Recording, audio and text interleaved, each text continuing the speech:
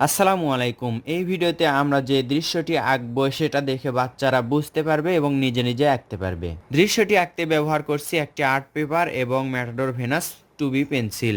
Art পেপারের চতুর্পাশে সুন্দর সাইন পেন দিয়ে বর্ডার করে নেওয়া। মনে করুন এই ভিডিওটি দেখে আপনি বাচ্চাদেরকে ড্রয়িং করানো শেখাচ্ছেন। তাহলে কি করবেন? একটি দৃশ্য আঁকতে মূলত একটি ঘর আঁকবেন প্রথমে। ঘর কোথায় আঁকবেন? ইচ্ছা মতো এখানেও আঁকতে পারেন, এখানেও আঁকতে পারেন, তবে এই আর্ট পেপারের মাঝামাঝি যদি আঁকেন তাহলে সুবিধা হবে। দেখুন কিভাবে আঁকবেন। এভাবে একটি ত্রিভুজ আঁকতে বলবেন, বাচ্চাদেরকে বলবেন একটি ত্রিভুজ আঁকতে। এরপর কি করতে হবে? এটা ডাবল করে দিতে হবে। এরপর এদিকে একটা দাগ দিতে হবে এবং এদিকে একটা দাগ দিতে হবে, নিচেরটা একটু বড় হবে এবং এটার সাথে মিলে দিতে হবে। প্রথমে ঘরের চালা আঁকলে ঘরটা আঁকতে সুবিধা হয়। নিচের দিকে একটি সোজা দাগ আঁকতে হবে, বাঁকা যেন না হয়। এরপর এখান থেকে একটি দাগ, এখান থেকে একটি দাগ। এই দাগটা একটু বড় হবে, এই দুই দাগটা একটু ছোট হবে। এখন এই দাগটা এটার সাথে লাগায় যাবে এবং এটার সাথে ওটা লাগায় যাবে। এরপর কি করতে হবে? দরজা জানালা আঁকতে হবে। ঘর আঁকলে অবশ্যই দরজা জানালা থাকতে হয়। আমরা সহজেই দরজা আঁকলাম এবং এই পাশে একটি জানালা আঁকবো। সুন্দর একটি ঘর আঁকা শেষ হলো। এখন আমরা এইভাবে ঝাউ গাছ আঁকবো। এই পাশে আঁকার পর আমরা এই পাশে আঁকবো। দেখুন দৃশ্যটা অনেক সহজ হবে বোঝার জন্য। এরপর একটি সোজা দাগ আঁকতে হবে। কোথা থেকে দেখতে পাচ্ছেন? এভাবে স্কেল দিয়ে করতে পারেন অথবা আপনি হাত দিয়েও সোজা দাগ আঁকতে পারেন, তবে হাত দিয়ে করলে অনেক ভালো। এখানে সোজা একটি দাগ আঁকতে হবে ঘরের ঠিক মাঝে দিয়ে। দেখতে পাচ্ছেন সোজা একটি দাগ আঁকলাম এই ঘরের ঠিক মাঝ বরাবর, ঘরটা বাদ রাখলাম শুধু। আশা করছি দৃশ্যটা অনেক সুন্দর হবে এবং সহজেই হয়ে যাবে। এরপর কি করব? আমরা আরেকটা ত্রিভুজ আঁকবো। এখানে যেরকমটা করে এঁকেছি সেরকমটাই এটা ডাবল করব এবং এই দাগটা এদিকে দিয়েছিলাম, আমরা এদিকে দিব। কি করছি? শুধু ছোট করে আঁকছি। এটার সাথে লাগাই দিব নিচের দিকে। এখানে জানালা, এইখানে দরজা। এই ঘরের পাশে আমরা একটি গাছ আঁকবো। এইভাবে ভির মতো আঁকবো। ভির মতো এঁকে নিচের দিকে দুইটা দাগ নিয়ে আসবো। দেখুন গাছের ডাল হয়ে গেল। এরপর কি করব?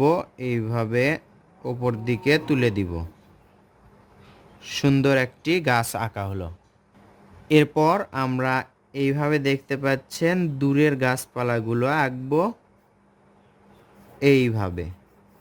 আশা করছি এভাবে আঁকা আপনাদের জন্য অনেক সহজ হবে। এখন আমরা কি করব? দূরে দেখতে পাচ্ছেন এই ফাঁকা জায়গায় এখানে একটি পাহাড় আঁকবো। এরপর এটার সাথে আরেকটি পাহাড় আঁকবো এবং এটার সাথে আরেকটি পাহাড় আঁকবো। তিনটা পাহাড় আমরা সহজে আঁকলাম এবং সহজ কৌশলে। দেখতে কিন্তু অনেকটাই সুন্দর লাগছে। এখন আমরা এই দুই পাহাড়ের মাঝে একটি সূর্য আঁকবো। সূর্যতে আমরা সূর্য রশ্মি দিব এইভাবে। একটা ছোট করে আঁকবো, একটা বড় করে আঁকবো। সূর্য রশ্মি দিলে কিন্তু সূর্যটা দেখতে অনেক সুন্দর লাগে। দেখুন আকাশটা একটু খালি খালি লাগছে, আমরা আকাশে দু একটা সাদা মেঘ আঁকবো। এখানে আঁকলাম, আবার এর পাশে আঁকছি। আমি যেভাবে আঁকছি আশা করছি আপনারা এভাবেই আঁকতে পারবেন। আকাশের কাজ শেষ। দু একটা পাখি চাইলে দিতে পারেন। এভাবে দুই দাগের মাধ্যমে উড়ন্ত পাখি বোঝানো যায়। দৃশ্যটি আঁকা প্রায় শেষ। এখন দেখুন কি করতে হবে আমাদের। এখান থেকে এইভাবে নিচের দিকে বাঁকা করে নিয়ে আসতে হবে। আবার কি করতে হবে? এখান থেকে একই রকম করে বাঁকা করে নিয়ে আসতে হবে, তবে নিচের দিকে চওড়া হবে, ওপর দিকে সরু হবে। এই ফাঁকা জায়গায় আমরা কি করতে পারি? এভাবে ঝাউ গাছ আঁকতে পারি। এই ঝাউ গাছগুলো সহজে আঁকা যায় এবং দেখতে কিন্তু সুন্দর লাগে। এই পাশেও আমরা একই রকম করেই আঁকবো। তো বন্ধুরা, আশা করছি এই দৃশ্যটি আপনারা ভিডিও দেখে সহজেই আঁকতে পারবেন।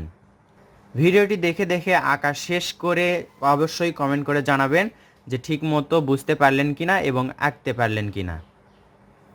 চাইলে আপনি এই দৃশ্যতে প্রকৃতির রং বুঝে নিজের ইচ্ছা মতো রং করতে পারেন। বাচ্চাদেরকে ইচ্ছা মতো রং করতে দেওয়া উচিত, এতে তার মেধার বিকাশ ঘটবে। নতুন হয়ে থাকলে সাবস্ক্রাইব করবেন এবং এই শিক্ষণীয় চ্যানেলটি বেশি বেশি শেয়ার করবেন। ধন্যবাদ সবাইকে। আসসালামু আলাইকুম।